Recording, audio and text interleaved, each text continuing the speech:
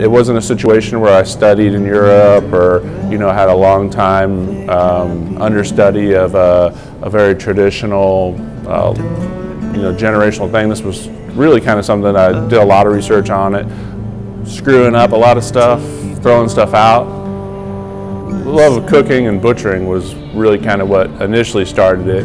I really enjoyed the aspect of figuring out how to, essentially dissect an animal, all the cuts in the animal, and really the best uses for an animal.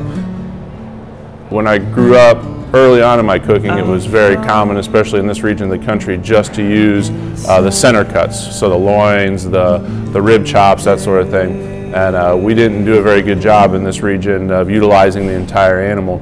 So I really found it interesting to find all these other cuts that were so phenomenal in the animal that could be used in so many different ways. And that's the best way to respect the animal's life and how the animal is raised and the people that raise the animal. Probably the misconception is that you're using all byproduct, and it's not byproduct. And technically, in most people's opinion, you're using the highest quality cuts of the animal.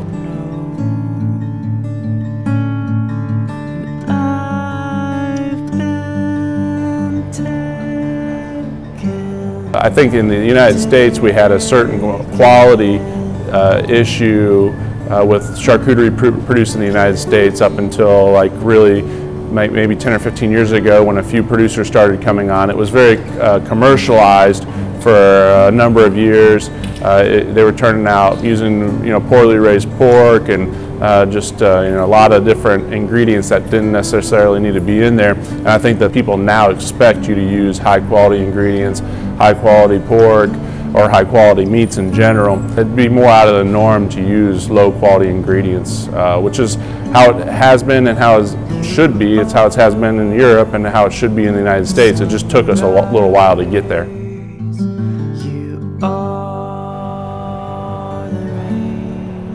We had always produced all our own charcuterie in very small quantities in the store, but in 2011 we opened the Smoking Goose, which then allowed us to essentially produce under our own label and sell all these items at the store, which are pushing 40 to 50 different products that we sell in the store that we still make.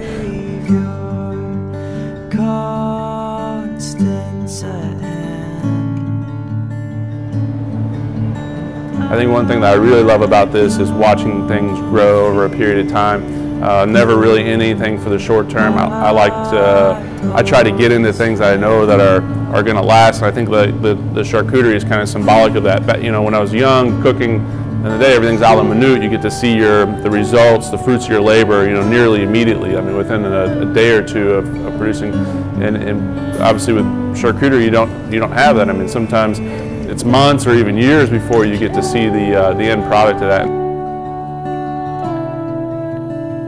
Really, at the heart of it, it's always been about the experience. I mean, we're always trying to create just the absolute best experience we can. It's about the neighborhood and the culture and about the people that you meet, and that's probably really one of the best things about the market is just creating those relationships, meeting people, and really getting to know people in the city. And it's been a lot of fun.